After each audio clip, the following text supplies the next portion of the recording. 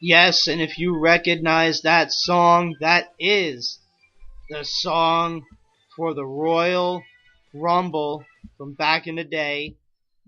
And I still love that song. I believe that was only used a couple of years in 91 and 92 with the the best Royal Rumble of all time from 1992, where Ric Flair was the first one to win the WWF Championship at the time, to win the title, the vacant title at the time. Awesome.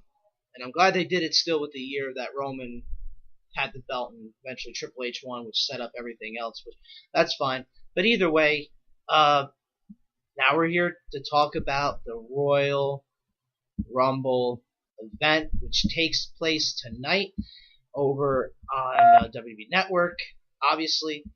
And, well, let's get started. Let's take a look here, because it's a bunch of it's a 4-hour show from Chase Field, where I think now, I mean, I can't believe they haven't done this sooner, where the let's take a look with the way that people think of the Rumble and they see the Rumble and everything, and it did well when it was in the Alamo Dome twice. Two different completely eras of pro wrestling. But now they have it at Chase Field in Phoenix, which is actually really cool. And so we'll see if this is the thing, a sign of things to come with the Royal Rumble events being held in bigger venues, kind of celebrated like WrestleMania, and it should. So let's take a look at the Rumble matches here. Let's see. 30 women Rumble. No. Let's take a look at... Let's go with the Raw Women's Championship first. Sasha Banks challenging Ronda Rousey for the Raw Women's Championship. With how it's really going to be the most passionate of passionate wrestling fans there. Because it's typically for the Rumble, typically for Mania, typically for SummerSlam. And I'm interested in the reaction that Ronda's going to get live, where I don't get why people have a beef with her. I mean, for the little time that she's been there, she's been training every day, she's been working all the house shows, she's been working Raws pretty much every week, where they complain about Brock doing that, where he's just taking events off, not working house shows, and yet Ronda, also coming from the UFC, although Brock was a wrestler first and foremost, she's there every day, giving it her all, and, her name by itself brought a lot of instant credibility to the women's division for those fans who are not hardcore wrestling fans. It brought a different audience in. It brought a casual audience in. And also, on top of that, now that there's rumors going around that she's going to be leaving more than likely after WrestleMania. Why? Everyone's floating things out there, but I wouldn't doubt, and I wouldn't, put it past it, and I don't blame her. If she and her husband want to start a family, that's great. That's a lot of women's dream, to have a family of their own with children and everything. So I think that's a lot to do with it. I also have a feeling that, because there was a time where she had a video or something happened where she broke down crying, talking about the schedule, and she didn't really put it into perspective as to like what the schedule and what the grind was like to be a pro wrestler. So she fulfilled her dream, but at the same time, okay, there's a price to it, and that's, obviously then through that it gives her a new found respect for the men and women who do this and have done this for God knows how long, just to get where they want to be. So it'll be interesting to see what kind of reaction she gets. Sasha's going to get a hero's welcome just because, for whatever reason, fans are completely enamored by Sasha Banks, and I can't stand her. So I think and I hope that Ronda retains at least until WrestleMania, where you figured even if she was there longer than WrestleMania, that she would drop the title as somebody like a Becky or like somebody to give them that extra rub. So I personally think Ronda will win and retain the title here today. I'm just curious too as to see how they work together. And even more interestingly, because Sasha does have a legitimate beef with Ronda, and they, to my understanding, or at least on one side, they don't like each other. So it'll be interesting to see how strict they stay strictly it's business before they finally, no pun intended, take the gloves off and start going at one another. I mean, there's going to be a time or two probably that Sasha loses her stuff, and which will probably eventually put her in a doghouse. But we'll see how it goes. I don't think Sasha has a good temper, based on some things I've seen in past matches, and with how fans say that she is around them, and how she is with people, and she just doesn't like. She's just not a good person. We'll see what happens, and especially with the Rumble, I figure that she, and especially with Ronda, she'll mind her P's and Q's, but we'll see. Let's take a look. SmackDown Women's Championship, Asuka versus Becky. This should be an interesting match, one of the show stealers of the night. Both women are more than likely going to get an awesome reaction from the live crowd. I think if this were me betting, I would bet that I don't think that they're going to have Asuka go into WrestleMania as a champion, because there's no appeal to it, where the three biggest stars in women's wrestling right now are Becky, Charlotte, and Ronda. I honestly feel because how they're doing the women's tag team titles, how it's going to be pretty much on both shows, which I think now genuinely kills the brand split. I have a feeling they're going to do a curveball on us and somehow make it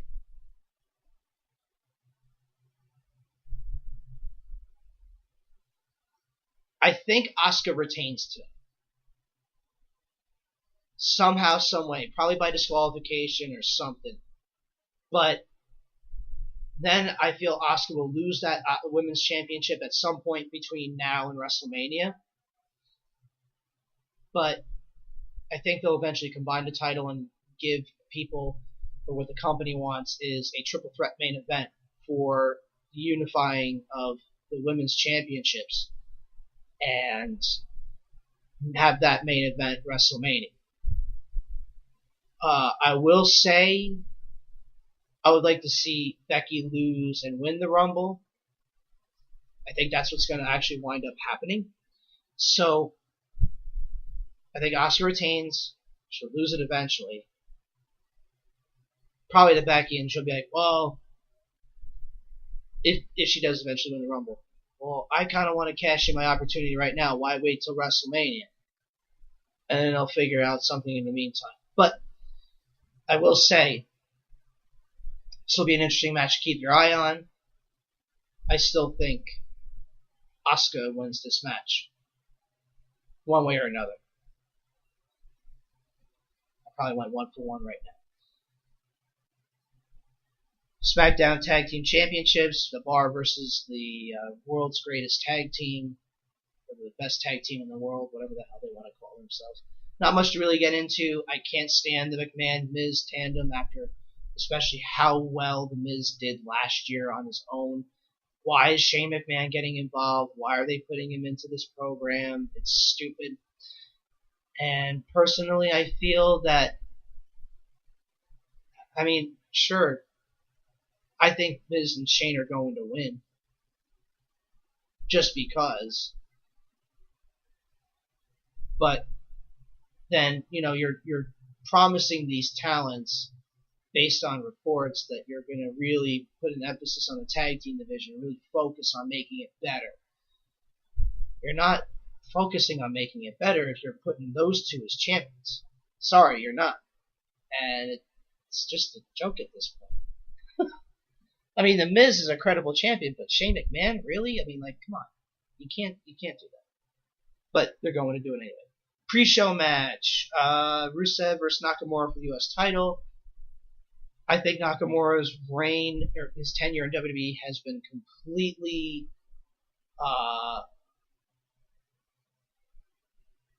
useless. His run in NXT was good, but it wasn't great, in my opinion. His style best suits Japan. He should have stayed in Japan. I don't foresee him doing any sort of contract extension because he might just want to go to Japan because, well, that's where he's most comfortable. And you can tell on the main roster, there are a lot of times, more often than not, that he's just not uncomfortable. He's not comfortable working the WWE style, which is fine because not many are. So he wouldn't be the first one, and he certainly won't be the last. But I'll say this. Rusev's also gotten a championship too many months too late. However, I'll be interested to see what they do after this event because I believe Rusev retains, and we'll finally kind of have Nakamura scale off into the abyss here for a little bit. And it sucks because they had Nakamura win the Rumble, and I understand not having him beat Styles at WrestleMania or anything of that sort. They gave him a legitimate program. You can't have every Rumble winner win a title. But this is the one that's like Alberto Del Rio's, where it's like, okay, you know he won, but do you really remember anything from it? And this is going to be another case with him years down the line. They'll know that Nakamura won, but nothing was done with it. So Rusev retained. Cruiserweight Championship on the kickoff show. Buddy Murphy versus Kalisto versus Akira Tozawa versus Hideo Itami. This is going to be the show stealer. I mean, out of the two matches in the kickoff, that's going to be the better match, and we already know this without even saying. Buddy Murphy as the Cruiserweight Champion is such a good thing for the Cruiserweights. It's a good thing for Buddy. It's a good thing for a lot of people. And he's one of the best wrestlers on the WWE roster, whether it be Raw, SmackDown, NXT, or 205 Live. He's one of the best all-around performers in the WWE right now. And him as Cruiserweight Champion is great. I still wish they would add some new members to the Cruiserweight roster, because the way it is right now, and especially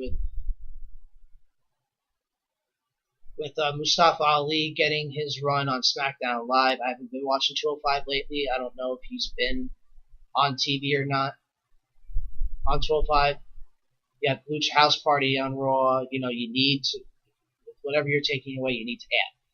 And there's plenty of talent out there that's really good that would benefit the 205 Live division. But I think a lot of the issue might be also, too, being paid, the schedule.